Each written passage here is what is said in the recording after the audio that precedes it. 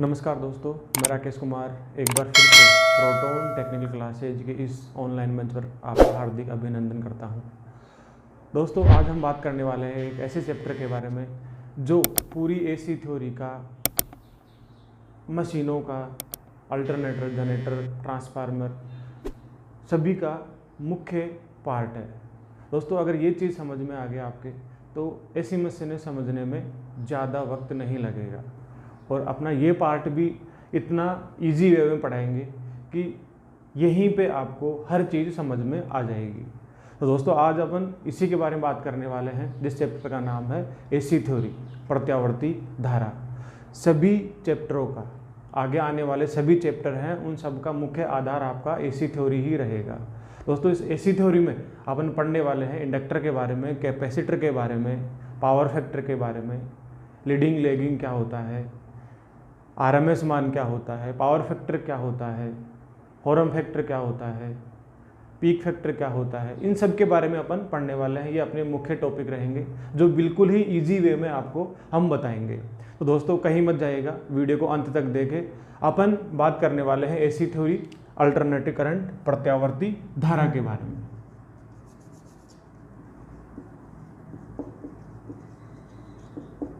AC theory में ऐसा कोई एग्जाम नहीं है जिसमें एसी थ्योरी में से सवाल नहीं आए। दोस्तों, ऐसा कोई भी एग्जाम नहीं है जिसमें एसी थ्योरी में से ज़रूर आपका सवाल आता ही है, चाहे वो इजी वे का हो चाहे हार्ड वे का हो। किसी भी प्रकार का सवाल हो आपका इसी चैप्टर में से ज़रूर पूछा जाएगा। 100% पूछा जाता है, बिल्कुल गारंटी के साथ ही पूछा जाएगा। तो दोस्तों, एसी थ्योरी जिसको अपन कहते हैं प्रत्यावर्ती धारा,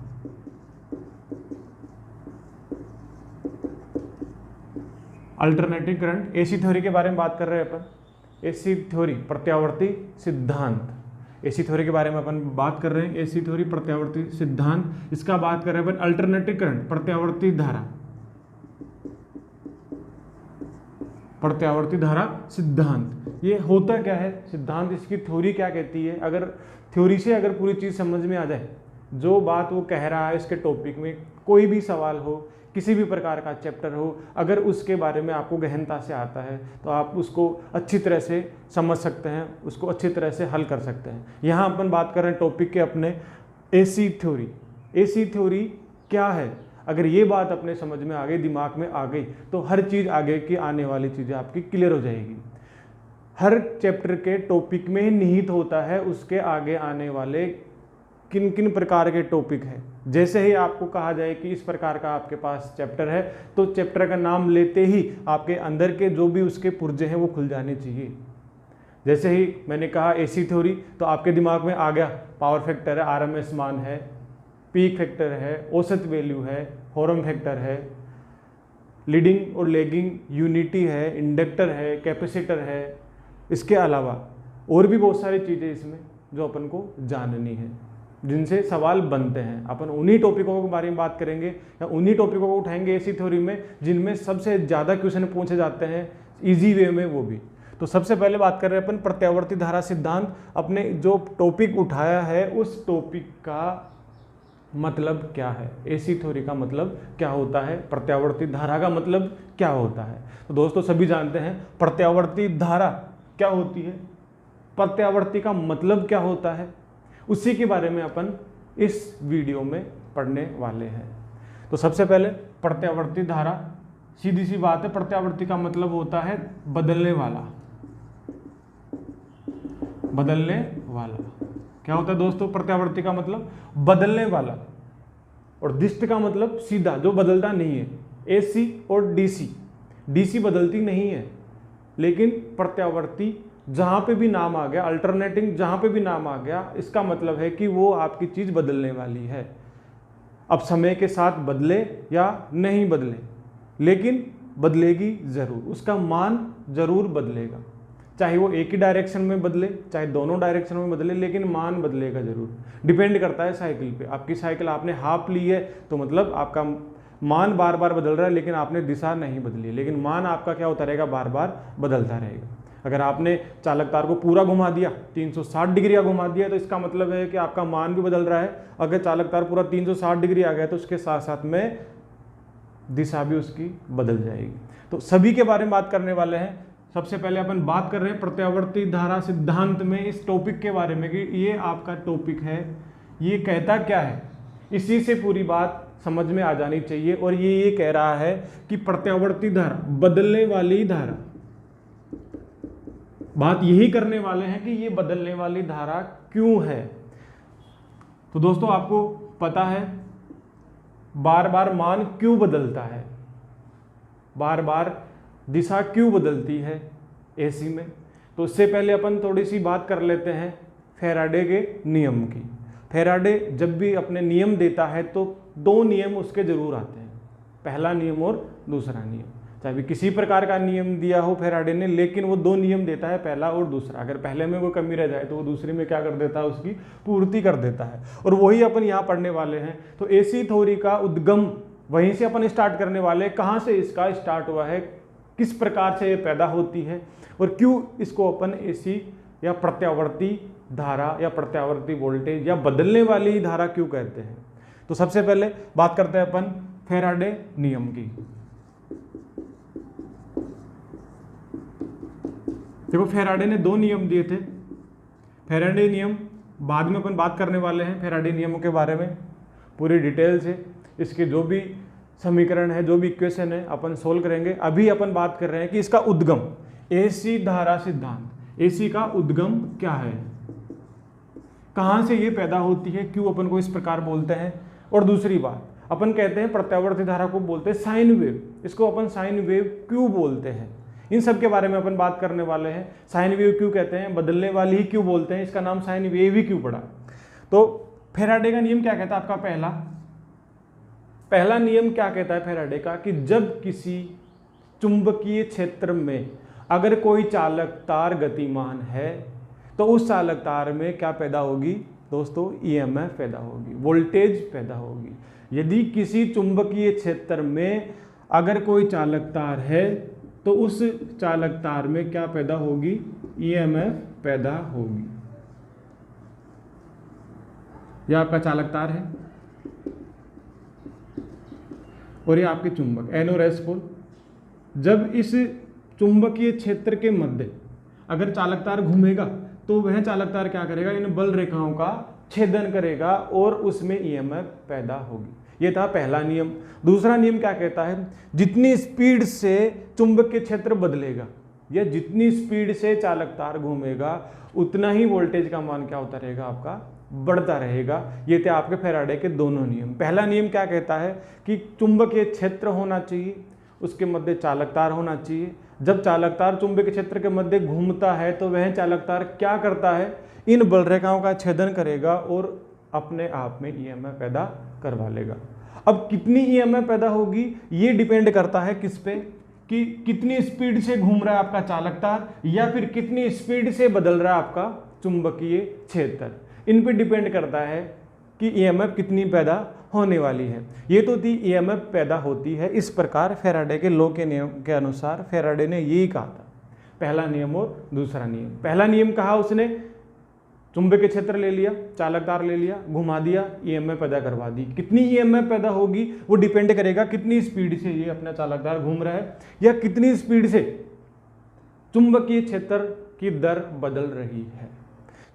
तो यहाँ बात कर रहे थे हम फैराडे के लॉ के बारे में, जो आपने दोनों नियम पढ़ लिए हैं। अब बात कर रहे हैं कि इसका उद्गम आपका यही है इस प्रकार। लेकिन अपन बात करने वाले थे कि इसको अपन साइन वेव क्यों कहते हैं, मान बार बार क्यों बदलता है। तो दोस्तों अपन यहाँ फैराडे के नियम अपने पढ़ लिए हैं।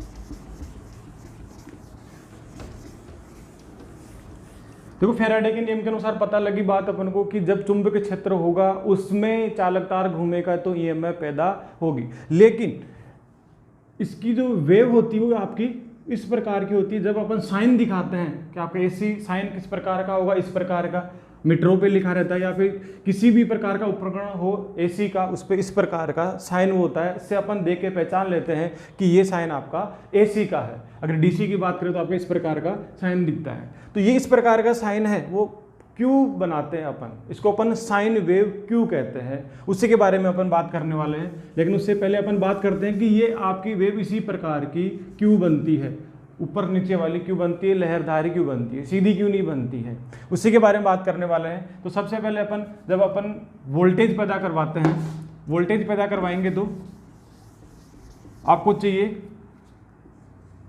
2 पोल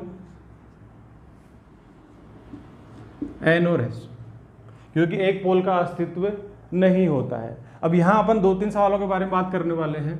सबसे पहले बात करते हैं, इन्हीं पोलों से स्टार्ट कर देते हैं।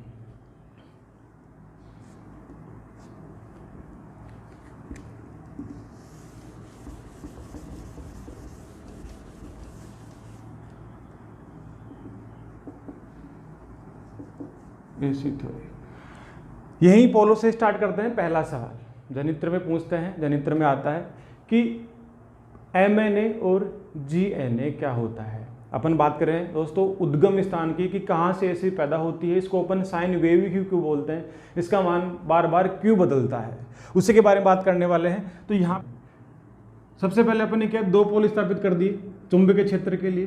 तो GNA और MNA होता क्या है, GNA MNA, देखो GNA का मतलब हो गया दोस्तों ज्यामितीय उदासीन रेखा, MNA का मतलब हो गया मैग्नेटिक न्यूट्रल एक्स, चुंबकीय उदासीन रेखा। उदासीन रेखा वह रेखा होती है जहाँ पे किसी प्रकार का कोई फोर्स नहीं लगता है, चाहे फिर वो किसी संरचना के आधार पे हो, चाहे किसी चुंबक के आधार पे हो, या किसी व्यक्तिगत रूप के आधार पे हो। उदासीन रेखा या उदासीन जगह का मतलब होता है कि 2 जैसे व्यक्ति खड़े यहाँ पे, एक व्यक्ति यहाँ हो गया, एक यहाँ हो गया, इन दोनों के बीच का भाग, इसका बल यहाँ तक कार्य करता है, इसका बल यहाँ तक कार्य करता है, दोनों का जो बल है वो 1-1 सेंटीमीटर तक कार्य करता है या 1-1 मीटर तक कार्य करता है।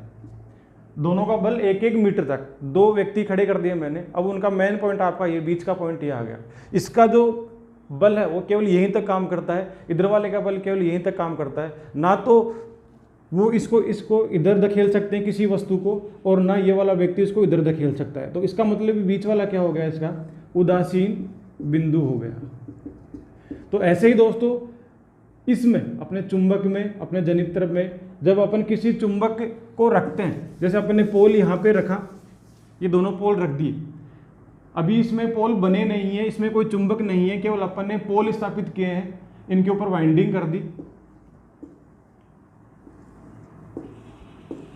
अभी इसमें सप्लाई नहीं दी है, केवल पोल है, आपके पोल स्थापित किए हैं। तो पोल का मतलब इसका आपने बात की ज्यामिति के आधार पर, GNA की बात कर रहे हैं अपन, तो ज्यामिति मतलब आपने 2 पोल रख दिए। अब पोल रखने के बाद में इस पोल की यहाँ से यहाँ तक की दूरी और इसकी यहाँ से यहाँ तक की दूरी, दोनों का मध्य भाग अपने क्या ले लिया, इसका GNA, ज्यामितीय उदासीन रेखा, जियोमेट्रिकल न्यूट्रल एक्सिस। ज्यामितीय उदासीन रेखा क्यों कहा आपने इसको, क्योंकि दोनों के आपने मध्य की दूरी ले ली, यहाँ से यहाँ तक इसका फोर्स लगेगा, इसका यहाँ से यहाँ तक फोर्स लगेगा, दोनों का आपने मध्य ले लिया GNA। जब आपने इसको सप्लाई दी तो यहाँ पोल बन गया आपका N पोल और S पोल। जैसे ही पोल बनेंगे तो इसमें आपकी बल रेखाएं गुजरेगी N से S की तरफ।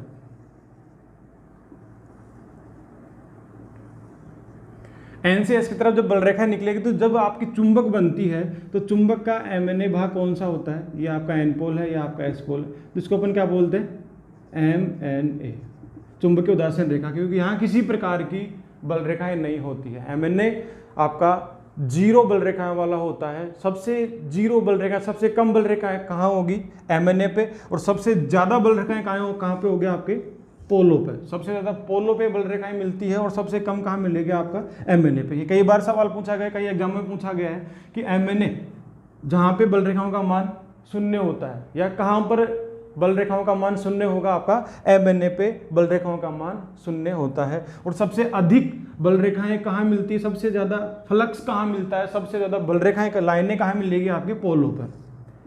पोल के पास में तो यही काम आने वाला अपने पास कि सबसे ज़्यादा जो बल रेखाएं होती है वो पोलों पे होती है, और सबसे कम कहाँ होगी, सबसे 0 आपके MNA पे। तो आपका MNA भी कहाँ बनेगा, MNA। ये भी आपने ये चुंबक बना दी है, पूरी ये चुंबक बन गई। अब ये चुंबक बनने के बाद में इसका MNA भी कहाँ होगा, जहाँ पहले इसमें GNA था, इसी जगह इसी लाइन के ऊपर अपन मानते हैं MNA। GNA और MNA दोनों स्टार्टिंग अवस्था में क्या रहते हैं, एक जगह रहते हैं। क्यों रहते हैं, क्योंकि दोनों का मिड पॉइंट एक ही है। जब आपने संरचना के अनुसार दोनों पोल रख दिए तो उसका आपका GNA बिल्कुल मध्य का भाग, मतलब दोनों की दूरी जहां आके जीरो हो जाती है, इसकी यहाँ आ गई, इसकी यहाँ आ गई, बिल्कुल मध्य वाले भाग को अपन कहते हैं उदासीन। तो जब आपने पोल रखें तो पोल रखने पे आपने GNA आपने स्थापित कर दिया। जैसे ही इसमें आपने सप्लाई दी इन पोलों पे तो N और S पोल बन गए, चुंबक बन गई। चुंबक का MNA वाला भाग ये होता है क्योंकि सबसे ज़्यादा बल रेखाएं आपके पोलों पे होती है और सबसे कम MNA पे होती है। तो दोनों स्टार्टिंग अवस्था में GNA और MNA कहाँ रहते हैं? आपके बिल्कुल मध्य भाग में रहते हैं। स्टार्टिंग अवस्था में एक ही जगह रहेंगे। यहाँ से आपका एक सवाल बनता है कि जब भी आपका जनरेटर या अल्टरनेटर पे लोड पड़ता है तो कौन खिसकता है? खिसकेगा कौन? जब जनरेटर पे लोड पड़ता है तो GNA खिसकता है या MNA खिसकता है? तो यहाँ पे देखो दोस्तों, आपका जो MNA है वो तो क्या है? बदलने वाला है। और GNA क्या है? GNA मतलब आपकी संरचना। तो पोल तो लोड पड़ने पे या नहीं पड़ने पे नहीं खिसकेंगे, पोल तो है वहीं के वहीं रहेंगे, इसका मतलब उसका GNA तो वहीं का वहीं रहेगा। अब खिसकेगा कौन? चुंबक कुछ बदल जाती है, उसके बारे में अपन बाद में डिटेल से पढ़ने वाले हैं। तो यहाँ पे जो अपना MNA है वो कुछ क्या हो जाता है? बदल जाता है, कुछ आगे की तरफ निकल जाता है। तो खिसकता कौन है? आपका MNA खिसकता है, GNA आपका वही का वही रहता है। तो ये तो थी आपने जब पोल ले लिया, पोल लेते ही आपका GNA आ गया। जब इस पोलों में आपने चुंबक बना दी तो चुंबक बनाने के बाद में क्या आ गया? MNA आ गया। ये तो अपने बात कर ली चुंबकीय क्षेत्र के बारे में। वोल्टेज पैदा करवाने के लिए अपन को चाहिए क्या? मूलभूत आवश्यकताएं क्या क्या मिलती है अपन को?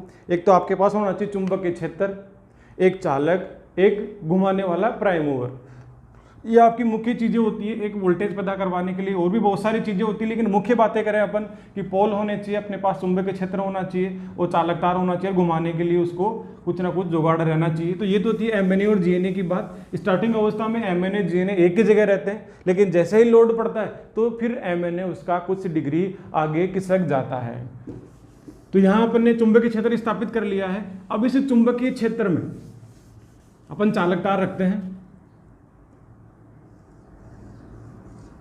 इस चुंबकीय क्षेत्र में रख दिया आपने कोई चालक तार। यहीं से अपन बात करते हैं, अभी अपन ने कहा था कि सबसे ज्यादा बल रेखाएं कहां होगी? सबसे ज्यादा बल रेखाएं कहां होती है? पोलों के पास में। सबसे ज्यादा बल रेखाएं पोलों के पास में रहती है। और जैसे ही चालक तार आपका पोल से दूर जाता है तो मतलब बल रेखाओं से दूर जाता है। अब देखो यहां से अपन समझने वाले हैं कि यह मान बदलता क्यों है, वोल्टेज धारा बदलती क्यों है। एक बार वोल्टेज जीरो पे भी आती है और एक बार मैक्सिमम पे भी जाती है। तो ये जीरो और मैक्सिमम का चक्कर क्या है? जब इस पोलों के मध्य जब कोई चालक तार घूमेगा तो वोल्टेज का मान क्यों बदलेगा, वो अपन यहीं से समझने वाले हैं दोस्तों। तो सबसे ज्यादा बल रेखाएं कहां होगी? ज्यादा फ्लक्स कहां होगा? ज्यादा बल रेखाएं कहां होगी? पोलों के पास। और सबसे कम MNA मैग्नेटिक न्यूट्रल अक्ष, बिल्कुल मध्य में इसका बल रेखाओं का मान होगा जीरो। और बिल्कुल पोलों के पास में बल रेखाएं क्या होगी? ज्यादा होगी। तो यहां से आपको इस वेव के बारे में भी समझ में आ जाएगा कि इसको अपन साइन वेव क्यों कहते हैं। दूसरी चीज, इसको अपन इसी प्रकार क्यों दिखाते हैं। तीसरी बात, इसमें अपन मान बार बार क्यों बदलवाते हैं। ऑटोमेटिक बदलते हैं, अपन कहते हैं कि आप बदलो मान, या फिर अपन इसके आधार पे बताएंगे। ये अभी आपको समझ में आ जाएगा कि किस आधार पे अपन कहते हैं कि मान बार बार बदल रहा है। तो सबसे पहले बात कर रहे हैं कि अपन जब भी चालक तार आपका अपन ने स्टार्ट किया 0 डिग्री से लेके टोटल 360 डिग्री तक, अपन कहते हैं कि एक राउंड जब कंप्लीट होता है तो कितना डिग्री से स्टार्ट होकर कितना डिग्री पे खत्म हो जाता है? 0 डिग्री से स्टार्ट होकर वापस जो राउंड होता है वो आपका 360 डिग्री पे खत्म हो जाता है। वापस यहीं से आपका 0 डिग्री वापस स्टार्ट होता है। ये चालक तार आपका बिल्कुल 360 डिग्री घूमेगा, एक चक्कर लगाने में पूरा 360 डिग्री चक्कर लगा देगा। चालक तार, फेराडे ने क्या कहा था, जब चुंबकीय क्षेत्र में चालक तार घूमेगा तो EMF पैदा होगी, क्योंकि वह चालक तार क्या करेगा? बल रेखाओं का छेदन करेगा और EMF पैदा करवाएगा। लेकिन अपन बात करें इस प्रकार के वेव की, इस प्रकार की वेव क्यों मिलती है अपन को, तो यहां से अपन बात कर रहे हैं सबसे ज्यादा बल रेखाएं कहां होगी? सबसे ज्यादा बल रेखा कहां होगी? पोलों के पास में। और सबसे कम कहां होगी? उसके MNA पे। यहीं से अपन बात करने वाले हैं इस प्रकार के वेव की। 0 डिग्री से मैं स्टार्ट कर रहा हूँ चालक तार को, कि चालक तार जब 0 डिग्री से स्टार्ट होता है तो 0 डिग्री किस जगह मानते हैं अपन, या 90 डिग्री किस जगह मानते हैं, ये आपको कंफ्यूज करने वाली चीज़ है। जब भी आपका सवाल आता है, लगभग हर एग्जाम में पूछा गया सवाल है कि सबसे ज़्यादा ईएमएफ कहाँ पैदा होती है, 180 डिग्री पे, 90 डिग्री पे, 0 डिग्री पे, जो भी डिग्री आती है अपने पास। तो मुख्यतः अपने पास 2-3 डिग्री हैं, यही ऑप्शन में आते हैं। तो अपन आंसर देते हैं लंबवत स्थिति में या 90 डिग्री की स्थिति में किसी भी चालक तार में अधिकतम ईएमएफ पैदा होती है। कई बार पूछा गया सवाल है कि अधिकतम ईएमएफ कब पैदा होगी, जब आपका चालक तार कहाँ होगा, 90 डिग्री पे होगा। अब जब पोलों की स्थिति आपकी इस प्रकार की है, आपके एन और एस पोल यहाँ पे हैं, तो आपका चालक तार 90 डिग्री अपन ये मानेंगे। इसको अपन चालक तार मान रहे, बाहर बाहर वाली जो ये आपकी दोनों अंगुलियां दिख रही है उसको अपन चालक तार मानते हैं, और यहाँ से अपन दोनों पोल मानते हैं। तो जब इन दोनों पोलों के मध्य कोई चालक तार घूमता है तो ईएमएफ पैदा होती है। मैंने कहा कि सबसे ज्यादा ईएमएफ कहाँ पैदा होगी, 90 डिग्री की स्थिति में। अब 90 डिग्री की स्थिति अपन कौन सी मानते हैं, कौन सी होगी 90 डिग्री की स्थिति, कौन सी होगी आपकी 180 की डिग्री, कौन सी होगी आपकी 0 डिग्री। तो जब भी कोई चालक तार पोलों के पास में पहुंचता है, जैसे जैसे पोलों के पास में पहुंचेगा वैसे वैसे ईएमएफ का मान क्या होता रहेगा, बढ़ता रहेगा। जब भी कोई चालक तार पोलों के पास में पहुंचता रहेगा वैसे वैसे ईएमएफ का मान बढ़ता रहेगा। और जब आपका चालक तार बिल्कुल पोल के पास में पहुंच जाएगा तब ईएमएफ का मान क्या हो जाएगा, मैक्सिमम। और जैसे ही पोल से दूर जाएगा आपका चालक तार वैसे वैसे ईएमएफ का मान कम होता रहेगा। क्योंकि फेराडे ने क्या कहा था कि जितनी ज़्यादा बल रेखाएं होगी या जितना ज़्यादा बल रेखाएं चालक को काटेगी उतना ही ईएमएफ का मान क्या होगा, ज़्यादा होगा। अगर यहाँ मैं बात करूँ कि यहाँ केवल आपके पास 10 बल रेखाएं हैं तो इस चालक तार में मैं मान रहा हूँ कि यहाँ 10 वोल्ट पैदा हो जाएगी। अगर मैं यहाँ बल रेखाओं का मान 20 वेबर का करता हूँ, मैंने मान लिया यहाँ 20 वोल्ट पैदा होगी। मतलब जैसे जैसे बल रेखाओं का मान बढ़ेगा वैसे वैसे उत्पन्न होने वाले ईएमएफ पर इफेक्ट पड़ेगा, उत्पन्न होने वाला ईएमएफ आपका बढ़ेगा। लेकिन बल रेखाएं फिक्स है, मैं यहाँ बात कर रहा हूँ 10 बल रेखाओं की। अब इन्हीं 10 बल रेखाओं में एक जगह वोल्टेज का मान ज़्यादा होगा, वोल्टेज रहेगी आपकी, मैं यहाँ कह रहा हूँ 10 वोल्ट पैदा हो रही है जब अपने पास 10 बल रेखाएं हैं। लेकिन ये 10 बल रेखा 10 वोल्ट है, वो भी 0 से लेकर 10 तक बदलेगी। एक बार वोल्टेज का मान 0 भी आएगा, एक बार 1 आएगा, 2 आएगा, 3 आएगा, 4 आएगा, 5 आएगा। तो ऐसा क्यों होता है, जब आपका चालक तार पोल के पास में आता रहता है तो ज़्यादा बल रेखाओं में गति करता है वो, और जैसे पोल से दूर जाएगा तो बल रेखाओं का मान कम होता रहेगा। क्योंकि अपन ने कहा है कि सबसे ज़्यादा बल रेखाएं कहाँ रहती है, पोलों के पास में रहती है। तो जैसे ही चालक तार कहाँ होगा, पोलों के पास में आएगा, वैसे वैसे ईएमएफ का मान बढ़ेगा, वोल्टेज का मान बढ़ेगा, क्योंकि वह ज़्यादा बल रेखाओं में आ रहा है। और जैसे ही क्या होगा, 180 डिग्री अपना जो 90 डिग्री है उस कंडीशन को अपन कह रहे हैं अधिकतम में या मैक्सिमम की स्थिति। जैसे ही वो क्या करेगा, पोलों से दूर जाएगा, तो यह आपकी स्थिति कौन सी कहलाएगी, 180 डिग्री। मतलब आपके चालक तार वो दोनों कहाँ चले जाएंगे, पोलों से बिल्कुल दूर चले जाएंगे। उसको अपन कहते हैं 180 डिग्री या 0 डिग्री या 360 डिग्री। और मैक्सिमम ईएमएफ कहाँ पैदा होगी, या तो 90 डिग्री पे या 270 डिग्री पे। तो मैक्सिमम ईएमएफ 90 डिग्री पे क्यों पैदा हुई, क्योंकि उस कंडीशन को अपन कहते हैं कि आपका चालक तार कहाँ पहुंच गया, बिल्कुल पोल के पास में पहुंच गया। और जब चालक तार पोल से बिल्कुल दूर, या अपन बात कर रहे हैं एमएनए पे आ गया, तब कंडीशन क्या होगी कि आपका ईएमएफ का मान कितना हो जाएगा, 0 हो जाएगा। तो ये था इसका उद्गम। यहाँ बात कर रहे थे अपन पोल से संबंधित ईएमएफ की, कि जब भी आपके पास या आपका चालक तार पोल के पास में पहुंचेगा तो सबसे ज़्यादा ईएमएफ पैदा होगी, और उसी कंडीशन को अपन कहते हैं 90 डिग्री की स्थिति। अब अपन अगर मैथमेटिक के अनुसार माने तो 90 डिग्री स्थिति आपकी ये वाली, लंबवत स्थिति आपकी ये वाली कहलाती है। तो अगर आपके पोल ऐसे हैं तब तो अपन ये मान सकते हैं कि हाँ ये 90 डिग्री स्थिति है और ये आपके आ गई 180 डिग्री स्थिति। यहाँ तो आपकी बात समझ में आ रही है, लेकिन आपके पोल टेढ़े कर दिए मैंने, इस प्रकार आपके पोल रख दिए। अब क्या होगा, 90 डिग्री की स्थिति आपकी तो ये वाली रहेगी, और ये वाली कौन सी होगी आपकी, 180 डिग्री। और 180 डिग्री इसका मतलब यहाँ तो ईएमएफ का मान 0 हो जाना चाहिए। लेकिन ऐसी कंडीशन अपन इसमें नहीं मानते, क्योंकि पोल अपन किसी भी प्रकार स्थापित कर सकते हैं। पोलों को अपन यहाँ भी लगा सकते हैं, यहाँ पे भी लगा सकते हैं, ऐसे भी लगा सकते हैं और ऐसे भी लगा सकते हैं। तो चाहे पोलों की स्थिति कैसी भी हो, हमेशा अपन आंसर आपका यही रहेगा, क्योंकि 90 डिग्री स्थिति पर ही आपका अधिकतम ईएमएफ पैदा होगा। और 90 डिग्री की स्थिति कब पैदा होगी, जब आपका चालक तार बिल्कुल कहाँ पहुँच जाएगा, पोल के पास में, चाहे पोल फिर यहाँ हो, चाहे पोल यहाँ हो, चाहे पोल आपका यहाँ हो, टेढ़ा हो, सीधा हो, किसी प्रकार का कहीं पे भी स्थापित हो पोल, वहां पे आपके 90 डिग्री की स्थिति लागू होगी, क्योंकि सबसे ज्यादा बल रेखाएं कहाँ होती है? पोल के पास में। और जितनी ज्यादा बल रेखाओं को अगर चालक काटेगा उतनी ही ज्यादा ईएमएफ पैदा होगी। तो जब चालक तार यहां से स्टार्ट होकर यहाँ बिल्कुल पोल के पास में आ रहा है, तो पहले बिल्कुल दूर था, फिर जैसे मान लो एक बल रेखा के पास आया, एक वोल्टेज पैदा हो गई, फिर 2 के पास आया, 2 पैदा हो गई, 3 के पास आया, 3 वोल्टेज। इसी प्रकार जैसे जैसे ज्यादा बल रेखाओं में वो गतिमान होता रहेगा, वैसे वैसे वोल्टेज का मान बढ़ता रहेगा। एक मैक्सिमम कंडीशन आ जाएगी कि यहाँ जितनी बल रेखाएं हैं, जितनी बल रेखा को काट चुका है, उतनी ईएमएफ वो पैदा कर देगा।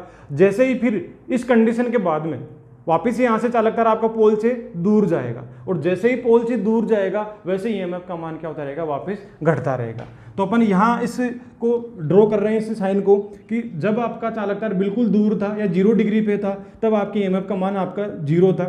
फिर जैसे जैसे वो क्या करेगा, चालक तार पोल के पास में पहुंचेगा, वैसे वैसे वोल्टेज का मान बढ़ता रहेगा।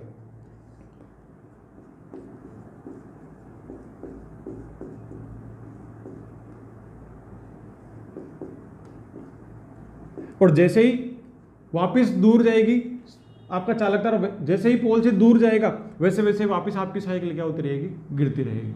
वही वापस यहाँ से कितना हो जाएगा आपका? 6, फिर 5, फिर 4, फिर 3, फिर 2 और फिर 1 और वापस से 0। तो इस प्रकार साइकिल बढ़ रही है, मैक्सिमम पे तक पहुँच गई, फिर वापस क्या होगी? घटेगी। तो मैक्सिमम वोल्टेज कैसे पैदा हो रही है? जब आपका चालक तार बिल्कुल कहाँ आ रहा है?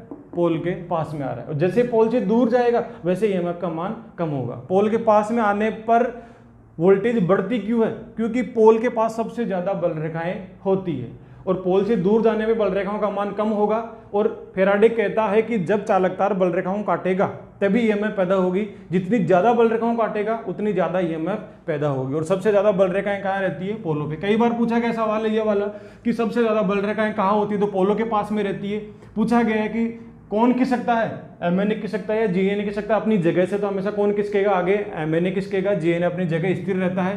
तीसरी बात है कि सबसे ज्यादा ईएमएफ, मैक्सिमम ईएमएफ कितने डिग्री पे पैदा होती है चालक में? तो 90 डिग्री। इसका एक ही आंसर है, 90 डिग्री पे सबसे अधिकतम। अगर नेगेटिव की बात करें तो 270 डिग्री पे। और ईएमएफ का मान 0 कहाँ रहता है? आपके 0 डिग्री पे, 180 डिग्री पे, आगे बात करेंगे तो 360 डिग्री पे। यहाँ अपन ईएमएफ बता रहे हैं 0। तो ये मान बार बार क्यों बदल रहा है? किन के कारण बदला ये मान? बल रेखाओं के कारण। बल रेखाएं पूरे जो आपका चक्कर है, अलग अलग बल रेखाएं हैं, हर जगह अलग अलग मिलेगी आपको, नहीं भी मिलेगी और सबसे ज्यादा भी मिलेगी। सबसे ज्यादा कहाँ मिलेगी? पोलो के पास में। और सबसे कम कहाँ मिलेगी? उसके एमएनए पर। तो बार बार आपकी बल रेखाएं बदल रही है, और बदलते हुए बल रेखाओं में आपका चालक तार क्या कर रहा है? चक्कर लगा रहा है। ज्यादा बल रेखाओं में चक्कर काटेगा, ज्यादा ईएमएफ पैदा होगी। तो ये कंडीशन आपकी मैं बता रहा हूं। इस प्रकार अपन वेव दिखाते हैं, ये आपकी वेव है, साइन वेव है। तो साइन वेव अपन क्यों कहते हैं इसको, अभी अपन बात करने वाले हैं। सबसे पहले अपन ने इस प्रकार की वेव बना ली। जब कोई चालक तार इसी प्रकार के चुंबकीय क्षेत्र में घूमता है, जब कोई चालक तार इस प्रकार के चुंबकीय क्षेत्र में घूमेगा तो इस प्रकार की वेव अपन को मिलेगी। और ये वेव क्यों मिल रही है? क्योंकि बार बार बल रेखाओं का मान बढ़ रहा है। यहाँ बल रेखाएं कम थी, यहाँ बढ़ेगी, यहाँ मैक्सिमम आपकी पहुंच जाएगी, जिसको अपन कहते हैं 90 डिग्री की स्थिति। 90 डिग्री पे आपका अधिकतम मैक्सिमम ईएमएफ मिल जाएगा। फिर 180 डिग्री पे वापस 0। फिर नीचे की बात करें तो 270 डिग्री पे आपको वापस मैक्सिमम ईएमएफ मिलेगा। तो ये थी आपकी वेव। इस प्रकार की क्यों बन रही है? क्योंकि वह बदलते हुए चुंबकीय क्षेत्र में बार बार अलग अलग बल रेखाओं को काट रहा है। ज्यादा काटेगा, मैक्सिमम पहुंच जाएगा, बिल्कुल एमएनए पे आ जाएगी आपका, ये चालक तार एमएनए पे आ जाएगा तो बिल्कुल आपकी ईएमएफ का मान भी कितना हो जाएगा? 0 हो जाएगा। तो इस प्रकार मान बढ़ेगा और वापस घटेगा। इसको अपन कहते हैं बदलने वाला, अल्टरनेटिंग। बदलने वाला क्यों कहते हैं वो अपने इसलिए कहा। तो यहां से अपने 3-4 सवालों के जवाब मिले हैं। मैक्सिमम ईएमएफ कहाँ मिलेगी आपको? 90 डिग्री पे या लंबवत स्थिति में आपको अधिकतम ईएमएफ मिलती है। सबसे ज्यादा बल रेखाएं कहाँ होती है? तो पोलो के पास में रहेगी। आपका कौन खिसकेगा? जीएनए खिसकता है, एमएनए खिसकता है, तो सबसे ज्यादा कौन खिसकता है? आपका एमएनए खिसकेगा, जीएनए, क्योंकि जीएनए का मतलब होता है पोल।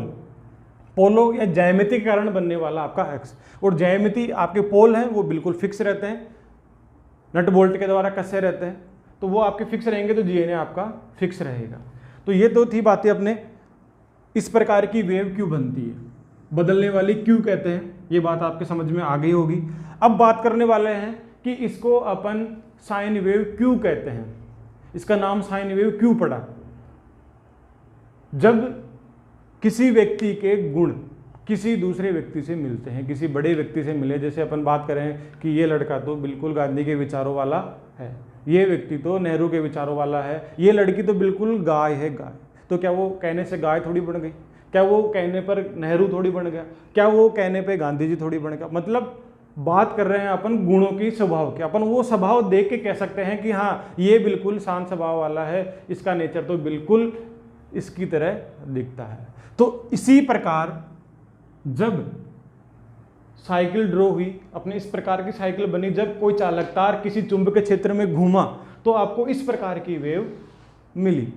अब ये वेव किस प्रकार की दिखती थी उसी के बारे में बात कर रहे हैं। तो नाम है अपने पास साइन, टेन, कोस, कोसेक, ये आपने सुने होंगे त्रिकोणमिति में। उसी के आधार पे अपन बात कर रहे हैं साइन वेव की। जो आपकी साइन वेव है उसका मान भी क्या होता है आपका 0 डिग्री पे आपका 0 होता है। फिर जैसे जैसे अपन बढ़ेंगे तो वैसे वैसे मान बढ़ता रहेगा, फिर वापस घटता रहेगा। तो मतलब 0 से लेके 90 डिग्री, तो स्टार्टिंग पॉइंट क्या है उसका 0 डिग्री, 0 पे मान 0 ही होता है। तो यहाँ अपन बात कर रहे हैं जब आपकी साइकिल 0 डिग्री पे होती है तब वोल्टेज का मान कितना होगा 0, और जब 90 डिग्री पहुंचती है तो मैक्सिमम। तो साइन की जो वेव है आपका साइन, कोस, टेन, उनके बारे में बात कर रहे हैं अपन। साइन थीटा है, कोस थीटा है, टेन थीटा है। तो साइन की वेव होती है वो आपकी इसी प्रकार की दिखती है। अगर आपको बताया तो 0 से लेकर 90 तक पहुंचेंगे तो मान कितना रहेगा आपका 0 डिग्री है, 30 डिग्री है, 45 डिग्री है, 60 डिग्री है और 90 डिग्री है। 0 पे मान कितना होता है 0, फिर 30 पे होता है 1/2, 1/√2, √3/2 और मान यहाँ पे कितना होगा 1। मतलब 0 से लेके 1 मैक्सिमम तक पहुंच रहा है। जब साइकिल 0 पे थी तो मान 0 है, और जब साइकिल 90 डिग्री पे तो मान कितना 1, मैक्सिमम 0 और 1 कब हो रहा है 90 डिग्री पे। साइकिल सेम टू सेम किस तरह की है आपके पास, जो आपने अभी इस चुंबकीय क्षेत्र में जब चालक को घुमाया इसी प्रकार की जो वेव मिली, उस वेव की समानता किससे मिल गई साइन थीटा से। अगर अपन कोस की बात करें तो कोस की देखो जस्ट इसकी उल्टी होती है, क्योंकि कोस 0 डिग्री का मान कितना होता है 1 और कोस 90 का मान कितना होता है 0। मतलब 0 डिग्री पे 1 है और 90 डिग्री पे कितना है 0। तो जो कोस की स्टार्ट होगी वो आपकी बिल्कुल मैक्सिमम से स्टार्ट होती है। 0 डिग्री पे उसका मान कितना रहता है मैक्सिमम। इसलिए अपन इसको ये नहीं कह सकते कि कोस की है। साइन जो वेव है आपकी इसी प्रकार की बनती है सभी की लगभग, लेकिन वेव 0 डिग्री पे साइन थीटा की और इस जो वेव जो अपन ने बनाई है एसी थ्योरी में, वो दोनों वेव की समानता बिल्कुल एक है। 0 डिग्री पे इसका मान भी 0 रहता है, तो 0 डिग्री पे साइन थीटा का मान भी कितना रहेगा 0। तो इसलिए अपन ने कह दिया इसको साइन की वेव, साइन की तरह दिखने वाली वेव, इसके लिए डायरेक्ट नाम पड़ गया साइन वेव। और साइन वेव का अपन इस प्रकार सिंबल दिखा देते हैं जो आपका एसी का सिंबल है। तो यहाँ से बात आपकी कंप्लीट हो गई कि इसका नाम एसी में साइन वेव क्यों पड़ा है, बार बार मान क्यों बदलता है, सबसे अधिकतम ईएमएफ कहाँ पैदा होती है, सबसे ज़्यादा बल रेखाएं कहाँ होती है, ये सभी आपके मुख्य सवाल है, इंपॉर्टेंट सवाल है। तो यहाँ आपने इसका उद्गम देख लिया कि जब कोई चुंबकीय क्षेत्र में कोई चालक तार पड़ा है तो वह ईएमएफ पैदा करेगा। जब वह चालक तार चुंबकीय क्षेत्र की बल रेखाओं को काटेगा तो ईएमएफ पैदा करेगा। जितनी ज़्यादा बल रेखाओं को काटेगा उतनी ईएमएफ का मान क्या होता रहेगा, बढ़ता रहेगा। जैसे जैसे पोलो के पास में चालक तार पहुंचेगा वैसे वैसे ईएमएफ का मान क्या होता रहेगा, बढ़ता रहेगा। और जैसे ही पोलो से दूर जाएगा तो ईएमएफ का मान कम। इस कारण से आपको इस प्रकार की वेव मिलती है। जब पोलो से बिल्कुल आपका चालक तार दूर चला जाता है, बिल्कुल एमएनए पे आ जाता है, तब वोल्टेज का मान बिल्कुल 0 हो जाता है। और जब बिल्कुल पास में आ जाता है पोलो के तो वहां पे आपका मैक्सिमम ईएमएफ आपको मिल जाता है। जितना भी ईएमएफ रहेगा वो आपका मैक्सिमम रहेगा। इसको अपन ने साइन वेव क्यों कहा, क्योंकि दोनों के आपकी जो वेव है वो बिल्कुल आपकी सेम चलती है, इसलिए इसका नाम पड़ गया साइन वेव। तो ये तो थी अपने पास इसका उद्गम, कहाँ से अपन इसको स्टार्ट करते हैं, इसको एसी थ्योरी क्यों कहते हैं, प्रत्यावर्ती धारा बदलने वाली करंट क्यों कहते हैं। तो बात समझ में आ गई होगी मेरे हिसाब से कि इसको बदलने वाला क्यों कहते हैं, क्योंकि हर जगह बल रेखाओं का मान अलग अलग रहता है। सबसे ज़्यादा कहाँ रहेगा, पोलो के पास में। तो ये तो थी स्टार्टिंग पॉइंट आपके एसी थ्योरी की कि कहाँ से अपन को स्टार्ट करते हैं, कहाँ इसका उद्गम स्थान है, क्यों इसको अपन प्रत्यावर्ती धारा बोलते हैं। नेक्स्ट वीडियो में बात करने वाले हैं इसकी कुछ परिभाषाओं के बारे में, कुछ समीकरणों के बारे में, कुछ ऐसे विशेष समीकरण जिसको देखते ही लोग छोड़ देते हैं, जिसको देखते ही लोग क्या करेंगे, ठीक है इसको अपन बाद में करते हैं, ये अपनी समझ में नहीं आने वाला। तो ऐसा कोई सा भी टॉपिक, कोई सा भी समीकरण ऐसी थ्योरी में नहीं रहेगा जो आपके समझ में नहीं आए। बिल्कुल पूर्णतः आपको इजी वे में बिल्कुल सही तरीके से आपको समझाया जाएगा। तो यहाँ उद्गम स्थान के बारे में बात की अपन ने, कहाँ का एसी का उद्गम स्थान क्या है, कहाँ से अपन स्टार्ट करते हैं, क्यों अपन इसको इस प्रकार ड्रॉ करते हैं, क्यों इसका नाम आपका साइन वेव पड़ा है। तो ठीक है दोस्तों, नेक्स्ट वीडियो में अपन बात करते हैं इसी के आगे के टॉपिकों के बारे में, बिल्कुल इजी वे में, इसी के समीकरणों के बारे में कुछ अपन सवाल हल करेंगे इसी के। ठीक है दोस्तों, धन्यवाद। चैनल को लाइक और सब्सक्राइब जरूर करें अगर वीडियो पसंद आए तो। पीछे वाले वीडियो भी जरूर देखें, क्योंकि पीछे वाले वीडियो में अपन ने कुछ विशेष क्वेश्चनों के बारे में बात की थी जो हर एग्जाम में बिल्कुल सभी से आपको अलग करेगा। ऐसे ही क्वेश्चन आपको बिल्कुल सभी से अलग करते हैं, कुछ विशेष क्वेश्चन। ठीक है दोस्तों।